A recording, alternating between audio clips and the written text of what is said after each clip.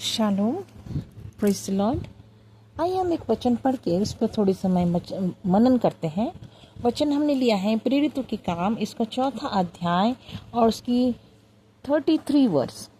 प्रेरित बड़ी सामर्थ्य से प्रभु यीशु के जी उठने की गवाही देते रहे और उन सब पर बड़ा अनुग्रह था। ये बहुत सुंदर वचन है और ये पुनरुत्थान के बाद प्रभु यीशु मसीह के चेलों के बारे में बताया गया और वो क्या कर रहे थे। हम देखते हैं कि प्राचीन काल की कलीसियाएं जो थी, वहाँ लोग जो थे बड़े उदार मन वाले थे। वो एकता प्रिय लोग थे, सहभागिता वाले लोग थे और शिक्षा का आदर करने वाले, शिक्षा को ग्रहण करने वाले लोग थे और सब कुछ उनका साझे का था। अगर हम 32 आयत को भी पढ़ते हैं तो उसमें इनका विश्वास करने वालों की मंडली एक चित्त और एक मन की थी और यहाँ तक कि कोई भी अपनी संपत्ति अपनी नहीं कहता था, परंतु सब कुछ साझे का था। ये उनके अंदर एक बड़ी अच्छी क्वालिटी थी।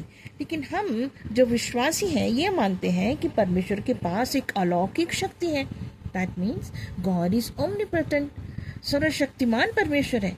पूरे उसने यूनिवर्स की ब्रह्मांड को या यूनिवर्स को बनाया। उसके पास एक विशेष शक्ति है, एक सामर्थ्य है जिसके द्वारा वो इस यूनिवर्स में पूरी पृथ्वी पर कार्य करता है। अब हम जानने की कोशिश करेंगे कि यह सामर्थ्य हमें कैसे प्राप्त होती है, वो कैसे काम करती है और हमारे अंदर हमारे द्वारा ये सामर्थ्य कैसे काम करती है।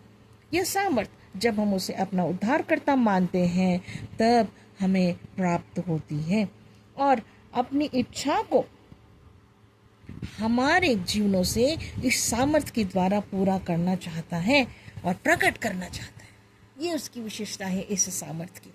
और हम जब लॉर्ड्स प्रेयर भी बोलते हैं ना, तब क्या कहते हैं, आपकी मर्जी जैसे आसमान में है, परमेश्वर की मर्जी, परमेश्वर की सामर्थ जैसे आसमान में है ऐसी ही पृथ्वी पर भी पूरी हो, ऐसी ही वो सामर्थ पृथ्वी पर भी कार्य करने पाए। ये प्रार्थना का अर्थ है। अगर हम पढ़ते हैं प्रेरितों के काम, इसका 1 अध्याय और 8 आयत को, कुछ आयतें हैं जिसका जिक्र हम करेंगे तो उसके बाद इस वचन को समझने में आसानी होगी। इसमें 8 आयत में लिखा है, परंतु जब पवित्र आत्मा तुम पर आएगा तब तुम सामर्थ पाओगे और यरूशलेम और सारे यहूदिया और सामरिया में और पृथ्वी की छोर तक मेरे गवाह होंगे। फिर हम देखते हैं पहले कोरिन्थियों का 4 अध्याय और उसकी 20 आयत को भी हम देखेंगे। 1 कोरिन्थियंस, थोड़ा समय लगेगा निकालने के लिए, तब मैं निकाल के आपके सामने पढ़ती हूँ। पहले कोरिन्थियों इसका 4 अध्याय और 20 आयत में देखिए क्या लिखा है। क्योंकि परमेश्वर का राज्य बातों में नहीं परंतु सामर्थ्य में है। जब हम परमेश्वर के राज्य की बात करते हैं तो हमें मालूम होना चाहिए कि इस परमेश्वर का राज्य मतलब उसकी सामर्थ्य की बात करनी है। उसकी सामर्थ्य को हम पृथ्वी पर देखना चाहते हैं। और प्रेरितों के काम 1 और 18 में, पहले कोरिन्थियों 1:18 में भी अगर हम पढ़ते हैं तो वहाँ इस प्रकार लिखा है, 1 और 18, क्योंकि क्रूस की कथा नाश होने वालों के लिए मूर्खता है परंतु हम उद्धार पाने वालों के लिए परमेश्वर की सामर्थ्य है। अभी हमने ईस्टर मनाया, गुड फ्राइडे मनाया, प्रभु यीशु मसीह के बलिदान को देखा क्रूस की, फिर उसके बाद जी उठने की। तो ये बातें जो हो रही है आज, ये वचन है परमेश्वर की सामर्थ्य, जो जी उठने की सामर्थ्य है, उस सामर्थ्य को, कार्य को अब उसके जाने के बाद जो पृथ्वी पर हो रहा है उसको हम देख रहे हैं और इसको हम समझने की कोशिश करेंगे कि ये सामर्थ्य जिसको प्रभु यीशु मसीह जी उठाया वो हमारे अंदर कैसे काम करती है, उसका इफेक्ट इस जीवन में कैसे हमारे पास एग्जिबिट करना है, कैसे हम उसको दिखा सकते हैं। तो इन बातों को हम देखते हैं कि हमें उसके द्वारा क्या करना है। हम देखते हैं रोमियो इसका 1 अध्याय 18 से 25। रोमियो इसका 1 अध्याय और 1 से 18 से हम 25 तक पढ़ने की कोशिश करेंगे और जानेंगे ये क्या कह रहा है। 18 से 25 में देखो हमने क्या लिखा है। मनुष्य जाति का पाप क्या है, इसमें लिखा हुआ है। परमेश्वर का क्रोध उन लोगों को सब व्यक्ति अधर्म स्वर्ग से प्रकट होता है जो सत्य को अधर्म को दबाए रखते हैं। अर्थात देखो परमेश्वर क्या है, इस कारण परमेश्वर को जानने पर भी उन्होंने परमेश्वर की योग्य बढ़ाई और धन्यवाद ना किया। देखो परमेश्वर का, मनुष्य का क्या निर्बुद्धि मन है और वो क्या है, भक्त बनने की कोशिश करता है, लेकिन हम क्या करते हैं, बहुत सारे बहाने करते हैं परमेश्वर के भक्ति से दूर जाने के लिए। उसके अंदर हमें क्या है, एक बड़ी विशेष आशा मिलती है। जब हम देखते हैं मत्ती रचित सुसमाचार और 19वां अध्याय अगर हम देखते हैं तो हमें प्राप्त होता है, और उसकी 26 आयत, 19 अध्याय की 26 आयत को मैं पढ़ती हूँ आपके लिए। यीशु ने उनकी ओर देख कर कहा, मनुष्य से तो यह नहीं हो सकता, परंतु परमेश्वर से सब कुछ हो सकता है। कई बार हमारे अंदर जब वो सामर्थ कमजोर पड़ जाती है, या हम उस सामर्थ को नहीं समझ पाते, नहीं जानने पाते, नहीं इस्तेमाल करते कि हमारे अंदर एक परमेश्वर ने अपनी आत्मा के द्वारा एक सामर्थ्य दी है, तो जब हम नाकामयाब होते, लेकिन परमेश्वर बड़ी श्योरिटी के साथ हमको बताता है कि एक बड़ी आशा, बड़ी उम्मीद वो है जो परमेश्वर सब कुछ कर सकता है, और उसी की सामर्थ्य अगर हमारे अंदर कार्य करती है तो हमारे अंदर भी वो कॉन्फिडेंस और वो आशा निर्मित होती है, और हम विश्वास से कह सकते हैं कि परमेश्वर से जो सब कुछ हो सकता है। परमेश्वर की आशीष इन वचनों में हम सबको समझने के लिए मदद कर रही है कि हम जाने कि परमेश्वर क्या है, सब कुछ करने वाला सर्वशक्तिमान परमेश्वर है जो सब कुछ का करता है, सब कुछ वो कर सकता है। एक आयत को हम और देखेंगे, यिर्मयाह 32 और 17। यिर्मयाह नबी की किताब, इसकी 32 आयत और 17 में क्या लिखा है देखिए। वो लिखता है, हे प्रभु यहोवा, तूने बड़ी सामर्थ और बढ़ाई हुई भुजा से आकाश से और पृथ्वी को बनाया है। हे प्रभु यहोवा, तूने बड़ी सामर्थ और बढ़ाई हुई भुजा से आकाश और पृथ्वी को बनाया है।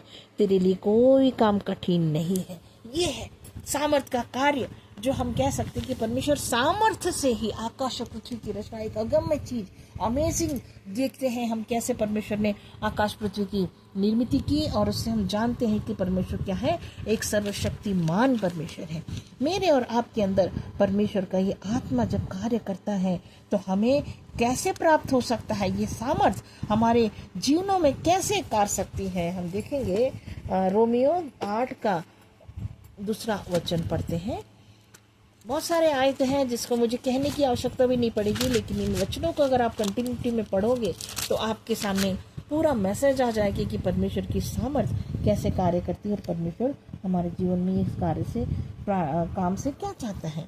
8 अध्याय और 2 आयत में क्या लिखा है, क्योंकि जीवन की आत्मा की व्यवस्था ने मसीह यीशु ने मुझे पाप की और मृत्यु की अवस्था से स्वतंत्र कर दिया। ये सामर्थ्य जो है हमें पाप की दशा से स्वतंत्र करने के लिए आई है। अर्थात जब हम प्रभु यीशु मसीह को अपना उद्धारकर्ता कर लेते हैं तो हमारे पाप क्षमा हो जाते हैं, और हम पापों से स्वतंत्र होने की हमें वो सामर्थ्य मिलती है कि हम पाप से दूर होकर के परमेश्वर के योग्य जीवन देने के लिए, और मृत्यु की अवस्था से भी, दूसरी मृत्यु जो है, नरक में जाने वाली मृत्यु जो है, ये हमारे जीवन में जो भय है मृत्यु का, वो दूर होकर के, क्योंकि लिखा है, अगर रोमियो 8 और 1 में भी अगर हम पढ़ते तो उसमें लिखा है कि अब जो मसीह यीशु में उन पर दंड की आज्ञा नहीं है, क्योंकि मसीह में के अनुसार वरन आत्मा के अनुसार चलाए चलते। हमें चलना है वो आत्मा, वो पवित्र आत्मा की सामर्थ्य से जब हम अपने जीवनों को चलाते हैं तो हमें पता चलता है कि परमेश्वर हमारे अंदर वो कार्य करता है कि हमें पापों की क्षमा दे करके हमारी सहायता करता है कि ये सामर्थ्य हमारे अंदर कार्य कर सके, इस सामर्थ्य में हमारा जीवन हम बिता सके। और आयत हम पढ़ते हैं, बहुत सारी आयतें, उसके बाद हम मेन सब्जेक्ट पर आ जाएंगे। 46 का 8 और 11 अगर हम पढ़ते हैं, हे अपराधियों, इस बात को स्मरण करो और ध्यान दो, इस पर फिर मन लगाओ, है ना। इस हम जो अपराधी हैं उसको भी परमेश्वर कहता है कि तुम ध्यान दो इस बात पर कि तुम्हारे अंदर कौन सी सामर्थ्य काम करती है। हमारे अंदर एक डिविनिटी है, एक हमारे अंदर एक ऐश्वर्यता है। परमेश्वर की सामर्थ्य जब हमारे अंदर आती है तो हमें क्या मिलता है, एक अश्योरेंस भी मिलती है, एक हमें एक बड़ा क्या बोलना चाहिए, एक आश्वासन मिलता है कि परमेश्वर हमारे साथ है, वो हमारी सहायता करने के लिए उसकी सामर्थ्य हमारे अंदर कार्य करती है। अगर इफिशियंस 3 और 20-21 को पढ़ते हैं कि हमें पता चलता है कि उस सामर्थ्य जब हमारे अंदर कार्य करती है तो हमें क्या पता चलता है, अब जो ऐसा सामर्थ्य है कि हमारी विनती और समझ से कहीं अधिक काम कर सकता है। देखिए परमेश्वर का काम, और इस सामर्थ्य के अनुसार जो हम में कार्य करता है कलीसिया में और मसीह यीशु में, उसकी महिमा पीढ़ी से पीढ़ी तक युगानुयुग होती रहे। ये देखिए ऐसे ही नहीं कि एक लिमिट नहीं है, अनलिमिटेड तरीके से हमारे साथ हमारी पीढ़ी दर पीढ़ी ये कार्य कर सकता है। वो सामर्थ्य ऐसी है जो हमारी विनती और समझ से कहीं अधिक काम करती है। जब परमेश्वर की उपस्थिति में जब हम जाते हैं, परमेश्वर जब हमें भरता है तो अपनी समझ से बढ़कर वो हमारे अंदर इस बात का कार्य कर सकता है कि परमेश्वर हमारे साथ है। वो दर्शाता है कि अपनी इच्छाओं से, अपनी प्रार्थनाओं से अधिक भी वो हमारे अंदर वो क्या कर सकता है, कार्य कर सकता है। एक और आयत पढ़ते हैं फिर हम दूसरे उसमें चलते हैं। हमने पढ़ेंगे 2 कुरिन्थियों 12 और 9 और 10 आयत को हम पढ़ते हैं। पर उसने मुझसे कहा, मेरा अनुग्रह तेरे लिए बहुत है, क्योंकि मेरी सामर्थ्य निर्बलता में सिद्ध होती है। इसलिए मैं बड़े आनंद और अपनी निर्बलताओं पर घमंड करूंगा कि मसीह की सामर्थ्य मुझ पर छाया करती है। इस कारण मैं मसीह के लिए निर्बलताओं में, निंदाओं में और दरिद्रताओं में और उपद्रवों में, संकटों में प्रसन्न हूँ, क्योंकि जब मैं निर्बल होता हूँ तभी बलवंत होता हूँ। ये एक हमारा सब्जेक्ट जो मैं आपको समझाना चाह रही हूँ, उसका एक बड़ा सीक्रेट बात है कि हमें हमारे अंदर जब परमेश्वर की सामर्थ्य कार्य कब करती है, जब हम समझते कि हम निर्बल हैं, हम कुछ नहीं कर पा रहे, तभी वो सामर्थ्य हमें देता है और हमें उससे भरकर हमारे अंदर वो कार्य करता है।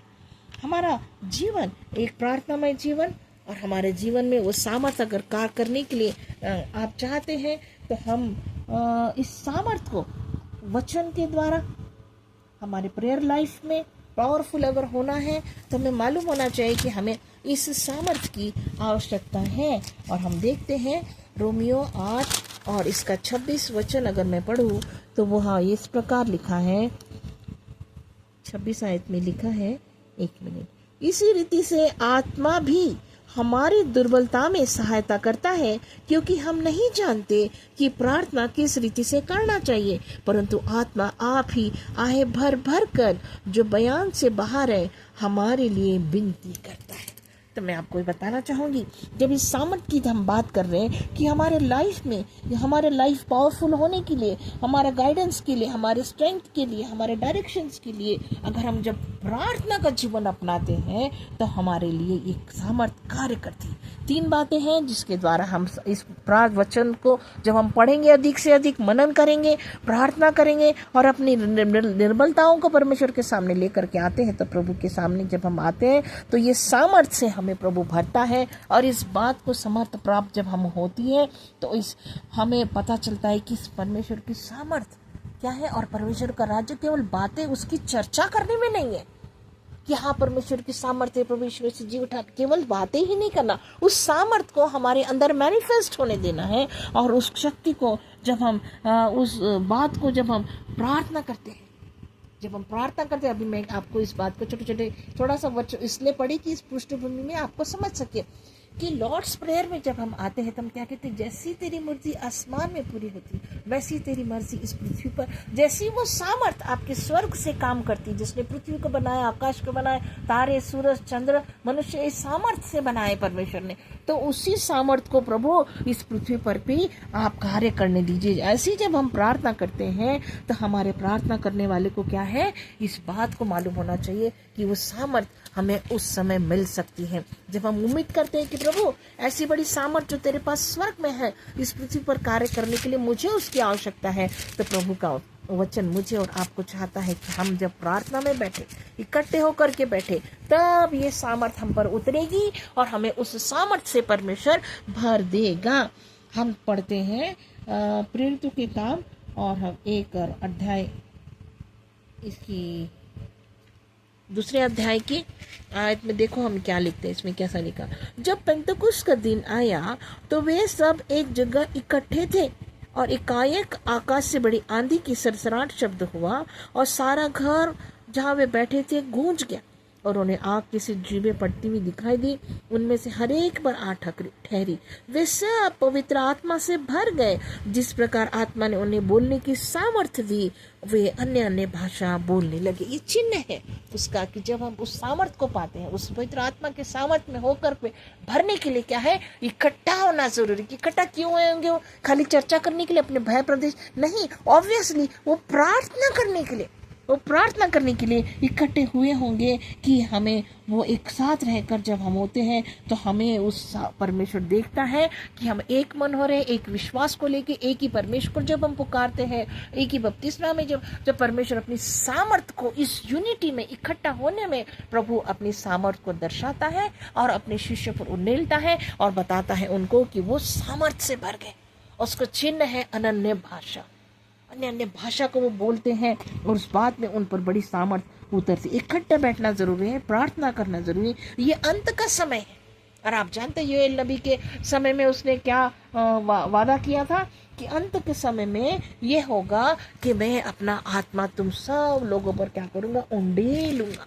परमेश्वर उंडेलने के लिए तैयार है। क्या हम इकट्ठा प्रार्थना बैठने के लिए तैयार है?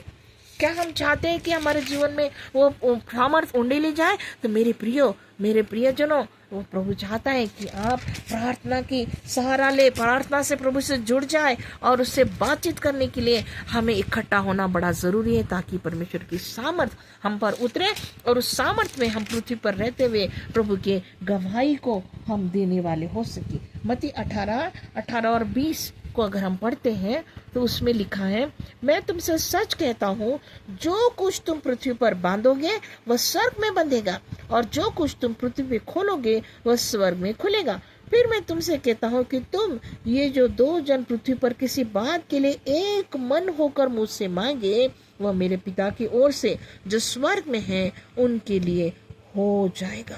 क्योंकि जहाँ 2 या 3 मेरे नाम से इकट्ठा होते हैं, वहां मैं उनके बीच में। देखिए स्पष्ट रूप से बताएगा, इकट्ठा होना, प्रार्थना करना, मांगना, और परमेश्वर से जब वो कहता है जैसे जो कुछ तुम स्वर्ग में बात को भेजोगे बांधकर, वो स्वर्ग से बंधी जाएगी, वो पृथ्वी पर भी कार्य करेगी।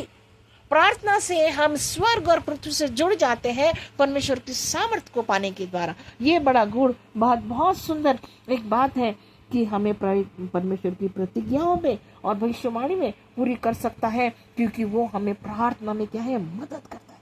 अब देखिएगा, एक उदाहरण मैं तुमको देना चाहती हूँ। प्रेरितों के काम और 3 अध्याय और 1 और 6 आयत को मैं पढ़ूंगी। आपको समझ आएगा कि सामर्थ कैसे कार्य करती है, कि प्रार्थना ही क्यों मैंने उसको चुना, ये आपको समझ आएगा।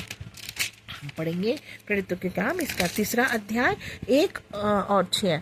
पतरस और यूहन्ना तीसरे प्रहर प्रार्थना के समय मंदिर में जा रहे थे, और वहां पर एक लंगड़ा लोगों ने ला करके बिठा दिया, जिसको प्रतिदिन वो वहां बिठाते थे, और वो बाहर बैठता था, वो जहाँ दरवाजा था जिसका नाम सुंदर और लिखा है, तब पतरस ने कहा, चांदी और सोना तो मेरे पास नहीं है, परंतु जो मेरे पास है वह तुझे देता हूँ।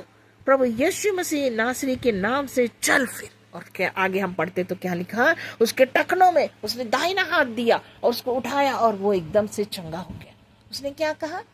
कहाँ जा रहे थे वो, किस लिए जा रहे थे? वो प्रार्थना का समय था, वो मंदिर में जा रहे थे इकट्ठे होकर, 1 नहीं 2 जन थे वो, और जा करके प्रार्थना करना है। और प्रार्थना के लिए जैसे ही हम सोचते हैं, जैसे ही हम एक कदम बढ़ाते हैं, वो सामर्थ आपके अंदर है जो कार्य करने लगती है, आपको महसूस होने लगता है, आपको मालूम है, क्योंकि आपके पास क्या है, जो पुनरुत्थित यीशु मसीह, उसका नाम क्या है, यीशु, बचाने वाला, चंगा करने वाला, वो हमारा यीशु मसीह, उसकी सामर्थ हमारे अंदर है। जब वो गए और जब देख रहे कि उस भिखारी जो है, जो लंगड़ा है, वो हमारे बड़े एक्सपेक्टेशन से देखता है कि उनसे हमसे कुछ मिलेगा, और उस सामर्थ ने उनको बताया कि उसको कुछ आवश्यकता है, जिस सामर्थ्य से तुम उसकी आवश्यकता को पूरी कर सकते हो।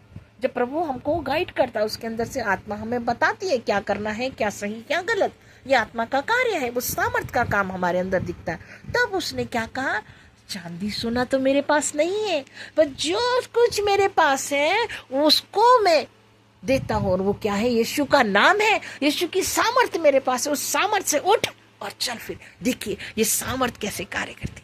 प्रार्थना बहुत ज़रूरी है मेरे प्रियो। प्रार्थना में इकट्ठा होकर के बैठना, इंडिविजुअली बैठना, आपको प्रार्थना के लिए एक जिज्ञासा होना, एक समय निर्धारित करना कि प्रभु क्या लिखा है। प्रार्थना का समय था और वो मंदिर में जा रहे थे और वहाँ पर यीशु का नाम लेकर के ही प्रार्थना करना है। जब हम प्रार्थना क्या है, यीशु का नाम, परमेश्वर में वचन में भी लिखा है, यूहन्ना में पढ़ते, तुम मेरे पुत्र यीशु के नाम से कुछ नहीं मांगा, मांगो तो तुम्हारे लिए हो जाएगा। प्रार्थना में हम मांगते हैं कैसे, परमेश्वर की सामर्थ्य को मांगना है, परमेश्वर के कार्य हमारे जीवन में होने की। जब हम सामर्थ्य से भरेंगे, जब हम दूसरों को छुएंगे तो वो लोग भी चंगे हो जाएंगे, उनके अंदर वो सामर्थ्य जाएगी और हम कार्य करेंगे, और वो परमेश्वर के राज्य के लिए हम उनको गवाही। कैसे हुआ बता सकते, यस मेरे अंदर प्रभु जीवित यीशु मसीह की सामर्थ्य है, जो जी उठा उसी सामर्थ्य से मैंने तुझे चंगा किया। हम गवाह बन के उनको बता सकते हैं और लोगों को हम डायरेक्शंस दे सकते हैं, और हमारी ताकत उनके जीवनों में कार्य करेगी। और हमें ज़रूरी है कि हम प्रार्थना में उसके सामने क्या है, इकट्ठा होकर के बैठना बड़ा ज़रूरी है मेरे प्रियो। जब हम अपनी दुर्बलताओं में भी जब हम आते हैं तो हमें पता चलता है कि परमेश्वर की सामर्थ्य हमारे अंदर कार्य करना चाहिए। परमेश्वर चाहता है कि मैं और आप प्रार्थना में बैठे, ताकि प्रभु अपने सामर्थ्य को हमारे पर उंडेले, हमारे अंदर चिन्ह चमत्कार हो, और पूरे जगत में हम परमेश्वर के क्या होना है, गवाह होना है। परमेश्वर मुझको और आपको बताता है कि हमें प्रार्थना जरूरी है। दूसरी बात हम देखते हैं कि हमारे दुर्बलता में ये सामर्थ्य क्या है, प्रकट होती है। दूसरा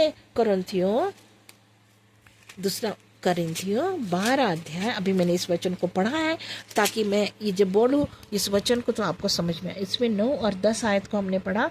यहाँ इस प्रकार लिखा है, पर उसने मुझसे कहा, मेरा अनुग्रह तेरे लिए बहुत है, क्योंकि मेरी सामर्थ्य निर्बलता में सिद्ध होती है, और मैं बड़े आनंद से अपनी निर्बलताओं पर घमंड करूंगा कि मसीह की सामर्थ्य मुझ पर छाया करती है। इस कारण मैं मसीह के लिए निर्बलताओं में, निंदाओं में, दरिद्रता में, उपद्रव में, संकट में प्रसन्न हूँ, क्योंकि जब मैं निर्बल हूँ तभी बलवंत होता। यह है परमेश्वर की सामर्थ्य जो मेरे और आपके निर्बलताओं में भी हमारे अंदर कार्य करती है। और विश्वास के द्वारा जब हम विश्वास करते हैं, तभी उसी समय हम प्रभु यीशु मसीह को, जब जीवित परमेश्वर को जब ग्रहण करते हैं, तो हमें मालूम हो जाता है कि परमेश्वर का काम हमारे अंदर हो रहा है। विश्वास से जब हम उसको, क्या है हमारा विश्वास, मैं इत्तेकाद रखता हूँ प्रभु यीशु मसीह पर, जो खुदा से हमारे बीच में आया, कुंवारी मरियम से पैदा हुआ, पंतुस पिलातुस की हुकूमत ने दुख हटाया, सलीब पर खींचा गया, मारा गया, और तीसरे दिन मृतकों में से जी उठा। उस रूल कुदूस पे भी मैं विश्वास करता हूँ, जो कलीसियाओं के लिए हमें जी उठने की गवाही देने के लिए मदद करता है। और ऐसे ही, और हम क्या है, वो दोबारा आने वाला है, आएगा, न्याय करेगा, तब हम स्वर्ग में उठा लिए। ये हमारा विश्वास, इसी विश्वास में हम उसकी जी उठने की सामर्थ्य को जाहिर करते हैं। और जब हम विश्वास करते हैं तो विश्वास करने वाले के लिए क्या होता है, सब कुछ हो सकता है। हमारा विश्वास क्या है, ट्रिनिटी पर। ट्रिनिटी में कौन कौन है, हम एक ही परमेश्वर है बोलते, एक बपतिस्मा, एक विश्वास।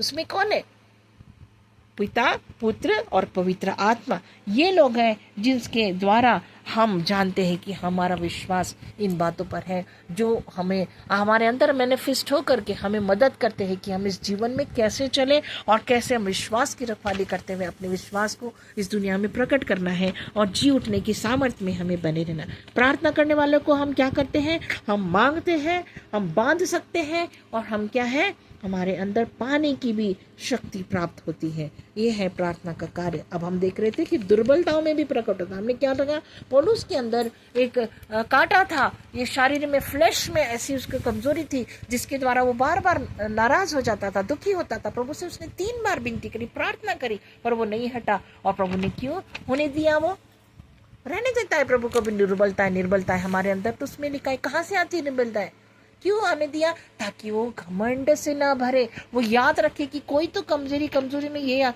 ओ हाय खुदाम, जब दुख होता है परेशान, हम किसको याद करते? खुदावंत को। तो खुदा की याद हमारे जीवन में बने रहने के लिए कभी कभी प्रभु परेशानियां आने देता है। कभी कभी हम भूल जाते हैं, हम परमेश्वर को भूल जाते हैं और परमेश्वर से दूर हो जाते हैं। तो ये निर्बलताएं, दुर्बलताएं, कमजोरियां जो है, हमें परमेश्वर की सामर्थ को भरने के लिए, मदद मांगने के लिए कि प्रभु मुझे निर्बल हो, मुझे तेरी सामर्थ की आवश्यकता है। तो परमेश्वर का अनुग्रह है, सामर्थ है, जो हमारे वीकनेसेस को जो दूर करती है, हमारी निर्बलताओं को, कमजोरियों को हमें दूर करती है। तो हम ये छोटा सा सवाल इस समय निर्बलताओं में हमें आता है कि कौन सी दुर्बलता है, ये कौन सी दुर्बलता हमारे अंदर है?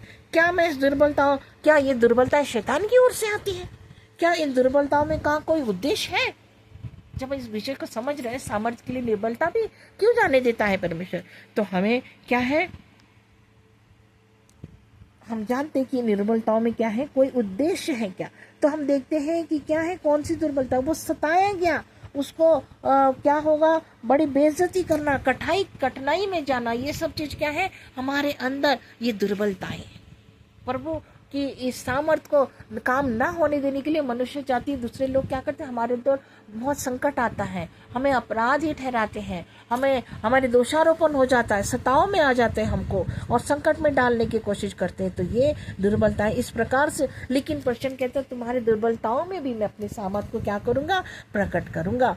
परमेश्वर की दुर्बलता में क्या है, परमेश्वर हमारी दुर्बलताओं में प्रसन्न नहीं होता, पर वो वेट करता है कि हमें उस दुर्बलताओं में मैं अपनी सामर्थ को उसके अंदर से दिखाऊंगा। परमेश्वर का ये उद्देश्य था हमारे दुर्बलताओं में डालने का नहीं, पर वो चाहता है कि मेरा बंदा, मेरी बेटी, मेरा बेटिया क्या है, मेरी इनकी इन निर्बलताओं में मैं अपनी सामर्थ को इनसे भरूंगा और इनको बलवंत करूंगा। परंतु क्या है, देखा जाए तो शैतान जब हमारे अंदर परेशानियां, अय्यूब की जिंदगी को देखती, उसने परेशानियां लानी चाहिए, भला चंगा नहीं आया उसको पसंद, वो उसने कहा इसके अंदर थोड़ी परेशानी दे देना, पता चलेगा फिर क्या है, देखो।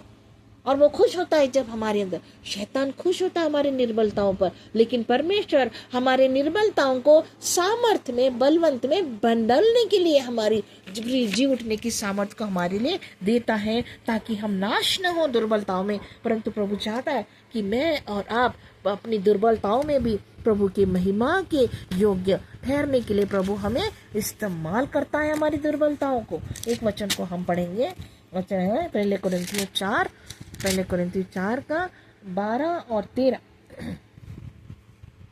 पहले कुरिन्थियों 4:12-13 में लिखा है, और अपने ही हाथों से काम करके परिश्रम करते हैं, लोग हमें बुरा कहते हैं, हम आशीष देते हैं, वे सताते हैं, हम सहते हैं, वे बदनाम करते हैं, हम विनती करते हैं, हम आज तक जगत का कूड़ा और सब वस्तुओं की खुरचन के समान ठहरे। देखिए दुनिया हमको ऐसे ठहराती है, लेकिन हम जब उस सामर्थ को परमेश्वर से विनती करते हैं, उनके लिए भी विनती करना है कि प्रभु उनको बचा, जैसे प्रभु इनको क्षमा कर, ये नहीं जानते हैं क्या करते हैं। प्रभु ने सामर्थ्य दी प्रार्थना की, हमने सीखा, अभी प्रार्थना से बहुत कुछ हो सकता, हम बांध सकते, छुड़ा सकते हैं और बहुत लोगों के लिए उद्धार का लिए विनती कर सकते हैं। अब ये निर्बलताएं हमें इतनी सुंदर निर्बलता है, कार्य करती है, चाहे हमें लोग कुछ भी समझे, कूड़ा समझे, लेकिन परमेश्वर हमें अपने सामर्थ्य में भर कर हमें क्या करता है, बहुतायत से हमें इस्तेमाल करना चाहता है कि मेरी सामर्थ तुम्हारे अंदर से दिखाई दे, तुम कमजोर नहीं दिखो। वो नहीं चाहता तुम कमजोर, हाँ शैतान लेकिन बड़ा प्रसन्न होता है हमारी कमजोरियां, हमारे अंदर कुछ परेशानियां आती हैं। तब हम पढ़ते हैं मत्ती 5:38 और 38। तुम सुन चुके हो कि कहा गया था, आँख के बदले आँख, दांत के बदले दांत, परंतु मैं तुमसे कहता हूँ बुरे का सामना न करना, परंतु जो कोई तेरी दाहिने गाल पर थप्पड़ मारे उसको दूसरा भी फेर दे। यदि कोई तुझ पर नालिश करके तेरा कुर्ता ले जाना चाहे, है ना, जो कोई तुझसे मांगे उसे दे, जो तुझे उधार लेना चाहे उसे मुंह न मोड़। ये सुंदर एक मतलब आपके अंदर एक बदलाव आना चाहिए, जब निर्बलताएं आपको बदल देगी, हलीम बनाएगी। आप कभी भी किसी का अपनी शक्ति का प्रयोग नहीं, लेकिन निर्बलता में परमेश्वर को कार्य करने दे। और परमेश्वर हमें सिखाना चाहता है कि मैं और आप कैसे, हमें परमेश्वर अपने जीवन को कंट्रोल करने के लिए सिखाता है। अगर हम इस आयत में हम वर्ष 7 में मुझे घुसे मारे, कंट्रोल करे, और शैतान का संदेश है कि वो हमें क्या कहता है, हमें डिस्ट्रॉय करना चाहता है। लेकिन हम जब इस परमेश्वर की सामर्थ को होल्ड करके ले करके अपने अंदर चलते हैं तो शैतान भी को भी हम डांट सकते हैं, उसको कह सकते हैं कि तू दूर हट जा। ये सामर्थ हमें शैतान को भी डांट के अपनी निर्बलता में भी, कमजोरी में भी, यीशु मसीह कितने भूखे थे 40 दिन 40 रात, लेकिन उसने शैतान को डांटा और शैतान वहां से लिखा है भाग गया। और स्वर्गदूत आकर के उसकी हमें परमेश्वर का काम करना है, हमें उद्धार करना है, लोगों को बचाना है, तो हमें ज़रूरत है कि इस रिजरेक्शन की जो सामर्थ्य, जी उठने की सामर्थ्य की हमें ज़रूरत है, ताकि हमें भय नहीं खाना। मेरे प्रियो, हम निर्बलताओं में भी जानना है कि परमेश्वर का एक उद्देश्य है। कि उद्देश्य का क्या है? सवाल आता है कि उद्देश्य क्या हो सकता है? कि वो हमें हम्बल बनाए रखना चाहता है, हमारे द्वारा परमेश्वर की महिमा हो और जी उठने की, हम गवाह बनने के लिए हमारी निर्बलता है। इसलिए उस निर्बलताओं में भी मैं घमंड करता हूँ कि प्रभु की सामर्थ मुझ में क्या करती है? वास करती है। ये सामर्थ मुझे क्या क्या बेनिफिट देती है। छोटा सा सेंटेंस बताऊंगी, उसके बाद हम खत्म करते हैं।